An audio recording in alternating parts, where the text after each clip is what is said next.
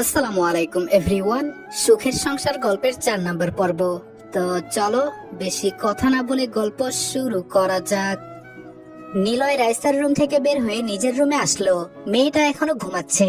ওর মাথায় হাত দিতেই ও চোখ খুলে তাকালো। নিলয় বলল, উঠে গেছো? আসো ডিনার করে নেই। নিশিতা বলল, তুমি এতক্ষণ ডাকনি কেন বলো তো? আপু কি মনে করলো? সে এসেছে আর আমি তার সাথে কথা না বলে পড়ে পড়ে ঘুমাচ্ছি। নিলয় বলল, আরে কিছু মনে করেনি, এমনিতেও আমার বউটা এখন অসুস্থ, সো তার রেস্ট সবার আগে। নিশিতা বলল, তাই? দেখো আমি কত লাকি, তাই না? তোমার মতো একজন হাজবেন্ড পেয়েছি। অন্য কেউ হলে তো এখন ঘাড় ধরে নামিয়ে দিত। এটা বলে নিশিতা হাসলো। নিলয়ের অনেক কষ্ট হচ্ছে। একটু আগে ও কি করলো? রাইসাকে কেন নিজের কাছে আসতে দিল? নিশিতা জানলে অনেক মন খারাপ করবে।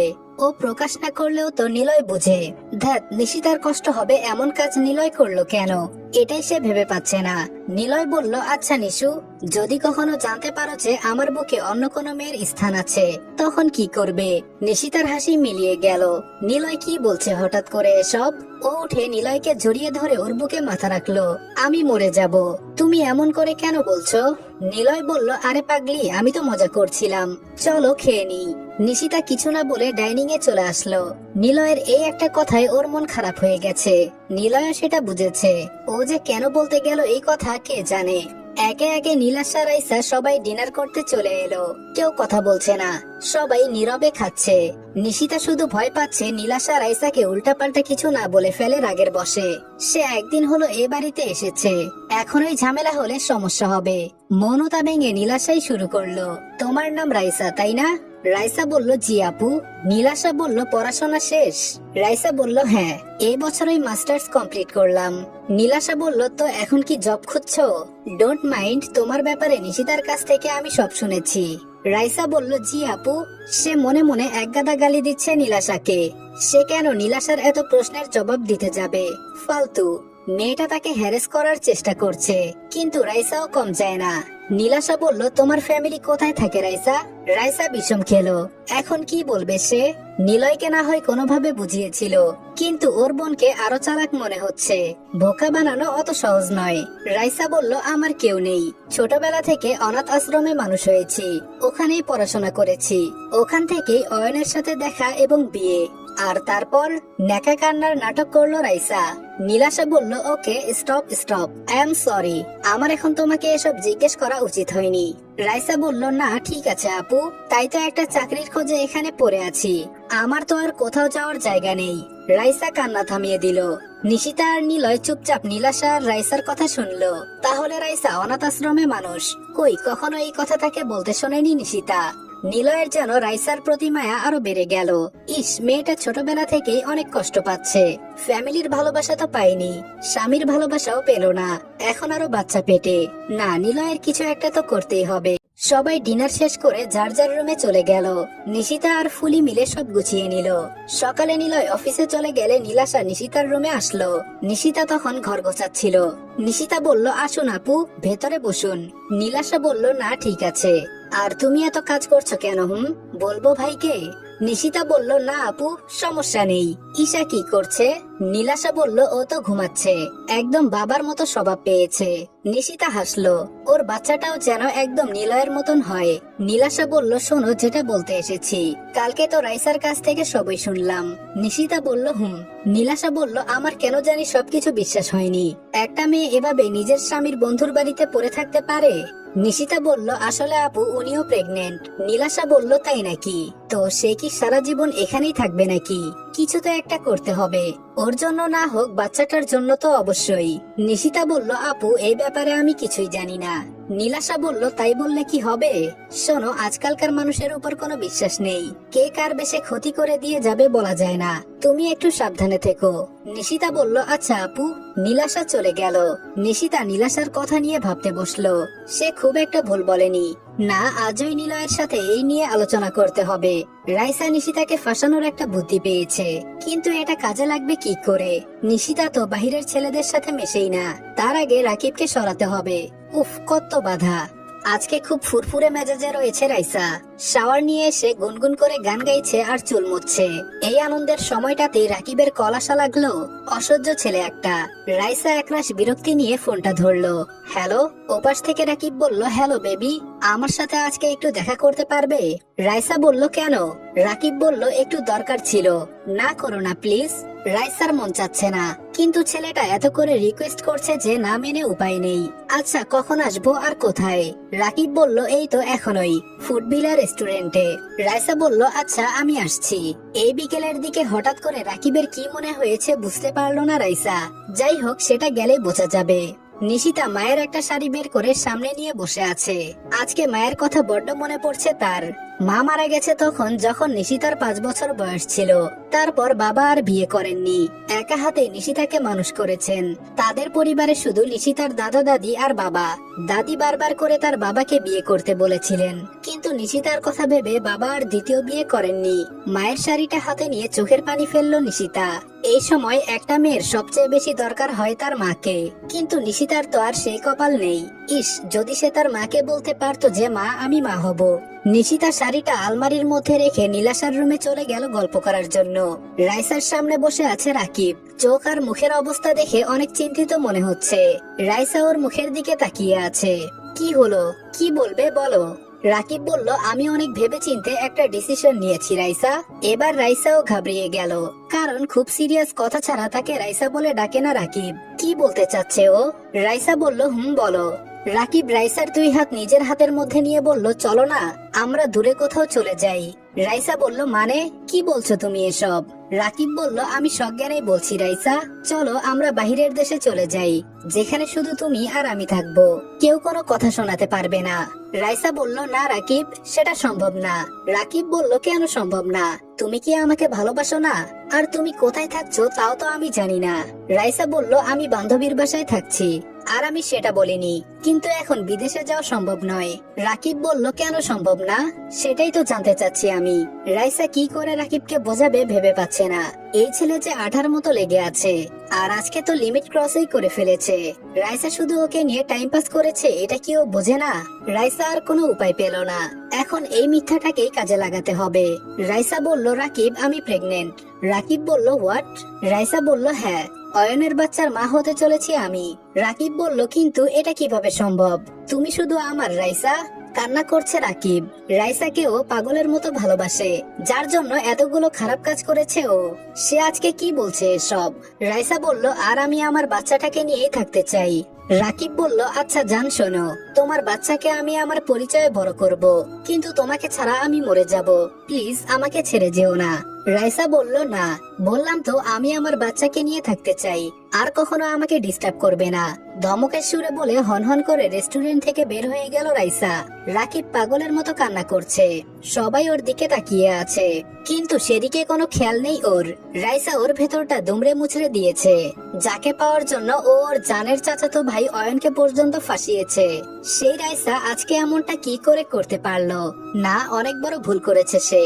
এখন সেই ভুলের প্রায়শ্চিত্ত করতে হবে। চোখ মুছে মোবাইলটা বের করে অয়নকে কল দিল রাকিব। সন্ধ্যাবেলা নিশিতা নামাজ পড়ে উঠতেই নিলয় ওর চোখ ধরে ফেললো। নিশিতা হাসলো, চলে এসেছো? কি ব্যাপার, হঠাৎ চোখ ধরলে যে? নিলয় বলল, থামুন ম্যাডাম, আপনার জন্য সারপ্রাইজ আছে। নিশিতা বলল, কি সারপ্রাইজ? নিলয় বলল, ওয়েট। নিশিতা চোখ খুলে তাকাতেই দেখতে পেল বিছানার ওপর এক গাদা বাচ্চাদের খেলনা, ড্রেস আর ছবি। নিশিতা তো সেই খুশি, ও জিনিসগুলো নেড়েচেড়ে দেখতে লাগলো। নিলয় বলল, পছন্দ হয়েছে? নিশিতা বলল, অনেক, থ্যাঙ্কস। নিলয় বলল, আরে আমিও তো বাবুটার বাবা, এইটুকু না করলে মান সম্মান থাকে? নিশিতা হাসলো, নিজেকে অনেক ভাগ্যবতী মনে হচ্ছে ওর। মা নেই তো কি হয়েছে, মায়ের অভাব ওকে কখনো বুঝতে দেয়নি নিলয়। আমার বাচ্চাটা না এই বাবুর মতো কিউট হবে। একটা ছবি দেখিয়ে বলল নিশিতা। নিলয় বলল, এটা তো ছেলে, আমাদের মেয়ে হবে, একদম তোমার মতো ঝগড়াটে। নিশিতা বলল, কি আমি ঝগড়াটে? এটা বলেই মারতে লাগলো নিশিতা নিলয়কে। দুজনেই হাসাহাসি করতে থাকলো। রাইসা ঘামে ভিজে একাকার, তার জীবনে এসব কি চলছে? একজনকে পাওয়ার জন্য সে কোন খেলায় মেতেছে, যেখানে শুধু ক্ষতি আর ক্ষতি। এখন সে মাঝ সমুদ্রে ভাসছে, অনেক অন্যায় করে ফেলেছে, সবাই সব জেনে গেলে কি হবে? ইস, অয়নের সাথে মন দিয়ে সংসার করলে এমন কিছুই হতো না। ছেলেটা ওকে বড্ড ভালোবাসতো। আচ্ছা, এখনো কি ওই রকমই ভালোবাসে নাকি বদলে গেছে, আরেকটা বিয়ে করেছে? একগাদা প্রশ্ন মাথায় ঘুরপাক খাচ্ছে রাইসার। আজকে আসার সময় টেস্ট করে এসেছে। ইদানিং ধরে অনেক শরীর খারাপ লাগে। কালকে রিপোর্ট দেবে। কে জানে রিপোর্টে কি আসবে। পাশে রাখা এক গ্লাস পানি ঢকঢক করে খেয়ে নিল সে। সবকিছু স্বপ্ন মনে হচ্ছে। ঘুম ভাঙলেই বুঝতে পারবে এসব শুধুই স্বপ্ন ছিল। তার বাস্তব জীবন অনেক সুন্দর। সকাল সকাল নিশিতা মন খারাপ করে বসে আছে। করবেই বা না কেন? নিলয় বলেছে এমন কথা। নিশিতার বুক ফেটে কান্না আসছে। নিলয় বলল, প্লিজ শোনাবো, রাজি হয়ে যাও। নিশিতা বলল, নিলয় তুমি আমাকে নিজের থেকে দূরে রাখতে পারবে? একটুও কষ্ট হবে না তোমার? নিলয় বলল, কে বলেছে কষ্ট হবে না? সবচেয়ে বেশি কষ্ট আমার হবে। তুমি তো জানো তোমাকে ছাড়া আমি অচল। রাতে ঘুম পর্যন্ত হয় না তোমাকে ছাড়া। নিশিতা বলল, তাহলে কেন আমাকে বাড়ি পাঠাতে চাচ্ছ? এটা বলেই কান্নায় ভেঙে পড়ল নিশিতা। নিলয়ের বুকে মাথা রেখে ফুপিয়ে ফুপিয়ে কান্না করছে। নিলয় বলল, যা বলছি তোমার ভালোর জন্যই বলছি পাখি। তুমি দিন দিন অসুস্থ হয়ে যাচ্ছ। এখন তোমার প্রপার রেস্ট আর যত্ন প্রয়োজন। আমি থাকি সারাদিন অফিসে। যতক্ষণ বাসায় থাকি ততক্ষণ তো তোমার খেয়াল রাখার চেষ্টা করি, কিন্তু তারপর বাই এনি চান্স তোমার কিছু হয়ে গেলে কে দেখবে? রায় নিজেও তো প্রেগনেন্ট। বাড়িতে বাবা মা আছেন, তোমার দেখাশোনা করতে পারবেন। আর আপুও তো কাল পরশু চলে যাচ্ছে, তার সাথে না হয় তুমিও যেও প্লিজ। নিশিতা বলল, আমি তোমাকে ছাড়া থাকতে পারবো না। নিলয় বলল, আমিও পারবো না, কিন্তু তোমার ভালোর জন্যই তো বলছি। আর আমি প্রত্যেক শুক্রবার তোমাকে যেয়ে দেখে আসবো। তারপর তোমার ডেলিভারির পর আবার এখানে নিয়ে আসবো। নিশিতা বলল, সত্যি তো? আসবেন কিন্তু, না হলে আমি মরে যাব। নিলয় বলল, এভাবে বলে না পাগলি, এখন হাসো। নিশিতা হাসলো, কিন্তু আবার মনে অনেক চিন্তা দানা বাঁধলো। নিশিতা বলল, আর রাইসা আপু? নিলয় বলল, কি? নিশিতা বলল, উনি কোথায় থাকবে? ওনাকেও নিয়ে যাই। নিলয় বলল, সেটা আমিও ভাবছি, কিন্তু বাবা মা ওকে দেখলে উল্টো পাল্টা ভাববে। তুমি তো জানোই ওনারা কেমন। তাছাড়া রাইসার ড্রেস আপে ওকে একদম পছন্দ করবে না। নিশিতা বলল, তাহলে? নিলয় হালকা হেসে বলল, ভয় পাচ্ছ? ভ্রু কুচকে নিশিতা বলল, কেন? নিলয় বলল, রায় থাকলে আমি যদি কিছু। নিশিতা বলল, না, আমি সেটা বলিনি। নিলয় বলল, সেটা তো বুঝতেই পারছি। রাইসা ফ্লোরে বসে আছে, চুলগুলো এলোমেলো। সামনে তার রিপোর্ট পড়ে আছে। চোখ দিয়ে অনবরত পানি পড়ছে। বুক জোরে জোরে ধুকপুক করছে। মানুষ যদি জানতো যে তার মৃত্যু কবে, তাহলে বোধ হয় তার আগে ভয় পেয়ে হার্ট অ্যাটাক করে ফেলতো। কিন্তু রাইসা সেটা জানতে পেরেছে। হ্যাঁ, রাইসা বেশি দিন বাঁচবে না। তার পেটে খুব বড় একটা টিউমার হয়েছে। ওষুধ খেয়ে সর্বোচ্চ 3 মাস বাঁচতে পারবে। অপারেশন করতে অনেক টাকা লাগবে। রাইসার কাছে অত টাকা নেই। অয়নের কাছ থেকে আসার সময় বাড়িতে যা ক্যাশ ছিল সব নিয়ে এসেছিল, সেটাও প্রায় ফুরিয়ে যাওয়ার পথে। কিন্তু সেই অপারেশনেও রিস্ক অনেক। রাইসা কি করবে ভেবে পাচ্ছে না। নিলয়ের কাছে টাকা চাইবে? হ্যাঁ, তাকে বাঁচতেই হবে। সে এখনই মরতে চায় না। আল্লাহ এই কোন পাপের শাস্তি দিচ্ছে তাকে। কিন্তু কি বলে টাকা নেবে? পরে যদি সবাই জেনে যায় সে প্রেগনেন্ট না? সব নাটক ছিল। না থাক, নিলয়কে পাওয়ার জন্য এত কিছু, কিন্তু আজকে তাকে নিজের জীবন বাঁচাতে যুদ্ধ করতে হচ্ছে। নিলয় অফিসে চলে গেছে। নিশিতা কি ভেবে রাইসার রুমের কাছে এসে নক করলো।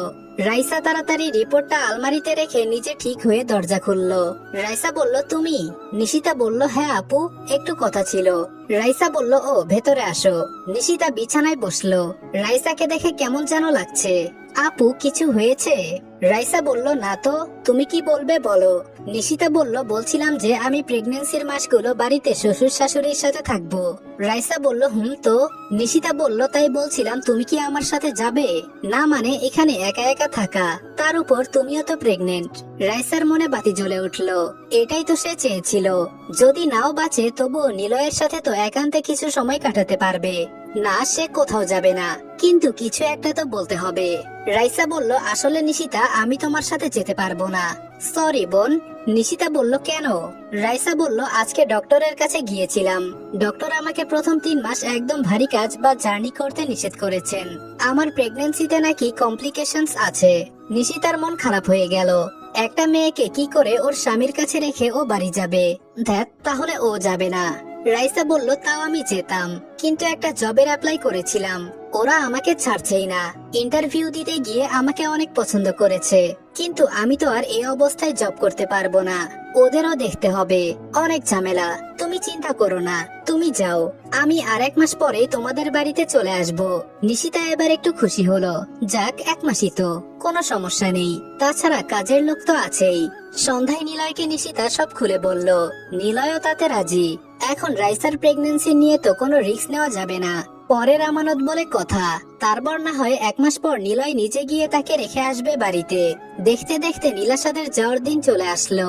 নিশিতার খুব মন খারাপ, নিলয় ওকে অনেক বুঝিয়েছে, তবুও মেয়েটার মন মানছে না। এটা স্বাভাবিক। নিলয় বলল, আমাকে মিস করবে নাকি আমার আদরকে? নিশিতা বলল, আমি সিরিয়াস নিলয়। নিলয় বলল, আচ্ছা যাও, এখন সব পুষিয়ে দিচ্ছি, তাহলে হবে তো? নিশিতা লজ্জায় নিলয়ের বুকে মুখ লুকালো, ছেলেটার মুখে কিচ্ছু আটকায় না।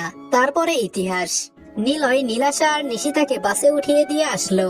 রাইসার মনে প্রেমের হাওয়া বইছে, অনেক ছলচাতুরি করে নিশিতাকে ভাগাতে পেরেছে। এখন সে আর নিলয়, এই কয়েকদিনে নিলয়কে নিজের করে পেতেই হবে, তার হাতে যে আর সময় নেই। নীলাশা আর নিশিতা বাস স্টপে বসে অপেক্ষা করছে। নীলাশার কোলে ছোট্ট ঈশা ঘুমাচ্ছে। নিলয় এতক্ষণ ছিল, কিন্তু অফিসে কি জরুরি কাজ হয় চলে গেছে। নিশিতার মনে বিন্দুমাত্র শান্তি নেই, নিজের স্বামীকে অন্য মেয়ের কাছে রেখে এসেছে। এমনিতেই রাইসা নিলয়ের প্রতি উইক, সেটা নিশিতা জানে, তবুও শান্তি রক্ষার্থে এতদিন কিছু বলেনি, কারণ রাইসা তো সরাসরি কিছু করেনি এখনো। তাছাড়া কোনো প্রমাণও তো নেই নিশিতার কাছে। নিলয় কি বিশ্বাস করতো? কিন্তু নিলয়ের কথাও তো ফেলে দেওয়ার মতন না। নিশিতার কিছু হয়ে গেলে এখানে কে দেখবে? বাড়িতে যাওয়াটাই উচিত, কারণ শ্বশুর শাশুড়ি তাদের এলাকা ছেড়ে এখানে এসে থাকতে পারবে না। রাইসাকেও তো নিয়ে আসতে চেয়েছিল হাজার সমস্যার মধ্যে, তাও তো হলো না। আচ্ছা, রাইসা ইচ্ছে করে ওসব নাটক করেনি তো? নিশিতার বুকের মধ্যে ধুক করে উঠলো, না, ও পারবে না নিলয়কে রাইসার কাছে রাখতে। নীলাশা মনে হয় নিশিতার মনের অবস্থা বুঝতে পেরেছে, তাই সে কিছু না বলে পারলো না। Nishita, anything wrong? নিশিতা বলল, না আপু। নীলাশা বলল, জানি আমার ভাইয়ের কথা ভাবছো। নিশিতা বলল, না আপু, তেমন কিছু না। নীলাশা বলল, সত্যি করে বলো, ওর জন্য টেনশন হচ্ছে, তাই না? নিশিতা বলল, হ্যাঁ আপু, মানে ওকে তো রাইসা আপুর কাছে। নীলাশা বলল, আমি জানতাম। জানো তখন কিছু বলিনি কেন? কারণ তোমরা দুজন মিলে ডিসিশন নিয়েছিলে, নিজেদের খারাপ তো আর চাবে না, কিন্তু এখন বলছি তুমি ফিরে যাও। নিশিতা বলল, আপু। নীলাশা বলল, হ্যাঁ, না হলে তোমরা কেউ শান্তি পাবে না। নিশিতা বলল, আপনি ঠিক বলছেন আপু। রাইসা জানে সে বেশি দিন বাঁচবে না, তবুও যতদিন বেঁচে আছে ততদিন নিলয়কে পেলে ক্ষতি কি? রাইসা সুন্দর করে সাজলো। নিলয়ের তো শাড়ি পরা পছন্দ, আর সেটা যদি ওর প্রিয় রঙের হয় তাহলে তো কথাই নেই।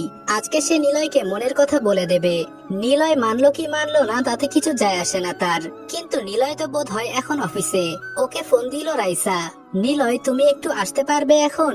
নিলয় বলল, কেন? এখন তো অফিস আওয়ার। রাইসা বলল, জানি, কিন্তু আমার শরীরটা ভীষণ খারাপ লাগছে, প্লিজ একটু আসো। নিলয়েরও টেনশন হচ্ছে, মেয়েটা প্রেগনেন্ট, কিছু হলো না তো? ফুলি বা কতটুকু পারবে? ও নিজেই তো একটা বাচ্চা মেয়ে। নিলয় বলল, আচ্ছা আমি আসছি। ফোন রেখে রাইসার ঠোঁটের কোণে হাসি ফুটে উঠলো। আজকে এক মুহূর্তের জন্য সে নিলয়ের মনে নিশিতাকে ঢুকতে দেবে না, এটা তার প্রমিস। রাকিব সেদিন অয়নকে ফোন করে একটা রেস্টুরেন্টে আসতে বলেছে। অয়ন সবটা শোনার পর থ হয়ে গেছে, ওর পায়ের নিচ থেকে যেন মাটি সরে গেছে। রাইসা এমন করতে পারলো কেন? ভালোবাসায় কি কমতি ছিল ওর? রাইসা নাকি প্রেগনেন্ট? কোথায় সে? কেমন আছে? রাকিব অনেকবার করে অয়নের কাছে ক্ষমা চেয়েছে, অয়ন কিছু বলতে পারেনি। সে চুপচাপ বাড়ি চলে এসেছে, ও এখনো ঘরের মধ্যে আছে। বিশ্বাসই হচ্ছে না কেউ ওকে ফাঁসিয়েছিল, যার ফলে রাইসা ওকে ছেড়ে চলে গেছে। অয়নও বাধা দেয়নি, কারণ ও রাইসাকে জোর করে আটকিয়ে রাখতে চায়নি। কিন্তু এসব যে রাইসার সাজানো প্ল্যান ছিল কে জানতো? রাকিবকে তো সে চায় না, তাহলে ওকে কার জন্য ছেড়ে দিল? মনে হাজারটা প্রশ্ন ঘুরছে অয়নের। নিয়তি কেন এত বড় বিশ্বাসঘাতকতা করলো তার সাথে?